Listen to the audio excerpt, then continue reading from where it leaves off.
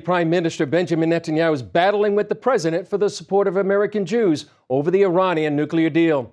The president met privately with Jewish leaders at the White House, telling them the deal is in the best national security interests of the U.S. and Israel. Netanyahu says it actually will lead to war. He told American Jews in a live webcast that the agreement gives Iran billions of dollars in sanctions relief while paving a path for Tehran to build a nuclear bomb. I oppose this deal because I want to prevent war. And this deal will bring war. It will spark a nuclear arms race in the region, and it would feed Iran's terrorism and aggression. That would make war, perhaps the most horrific war of all, far more likely. Netanyahu says once the deal expires in a decade, Iran will be able to quickly build an entire arsenal of nuclear weapons. Joining us now for more on the president's nuclear deal with Iran are CBN terrorism analyst Eric Stuckelbeck and senior international correspondent George Thomas. Eric, first to you. U.S. intelligence has already been reporting that Iran is sanitizing the military site at Parchin. Do you think the safeguards in this agreement are sufficient to keep Iran from getting a nuclear bomb? I don't, Chris. Number one, Iran has a 24-day window. The P5+1 world powers have to inform Iran, look, we want to inspect your sites. Iran basically has a 24-day grace period to do whatever they want, to prepare for the inspectors, Chris, so they can hide things, they can do a lot in 3+ weeks to cover up their covert nuclear work. I think another key point here, Chris, Iran is also working on intercontinental ballistic missiles, ICBMs, that could one day reach the United States with a nuclear warhead. This is a major threat to the United States long term, yet it's not even on the negotiating table with the Iranians. You know, George, there's going to be billions of dollars given to Iran. Who's going to get that money? And right now I have over 1,000 organizations that are going to get sanctions relief.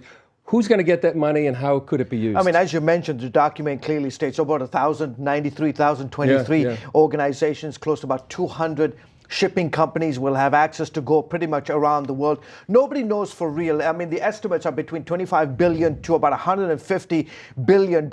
And the president of the United States admitted this week that some of that fund, some of that money, the relief sanctions will clearly go to the military, and also to fund terror activities around the world. Hey, Eric, to you, in light of this agreement, how would you describe Iran's terror activities throughout the region? It is a world turned upside down, and absolutely, Iran is empowered, Chris. They already control effectively 4 Arab capitals, Sana'a in Yemen, Beirut in Lebanon, Damascus in Syria, and Baghdad in Iraq. And now, look, they are going to have billions of dollars in their coffers to fund Hezbollah and Hamas right on Israel's borders. You know, Secretary of State John Kerry said this week, Chris, that he doubts that Iran really wants to destroy Israel. And I believe that this administration is very wrong when it doubts the Iranian regime's intentions. You know, George, right now the focus is on Congress, but what is the public reaction to this deal right now? It's interesting because initially in the months during the negotiations, there was overwhelming support. People said, we've got to negotiate with the Iranians. We have to come to some kind of a deal. Well, the Washington Post this week basically said the title was that the Iranian nuke deal is hemorrhaging.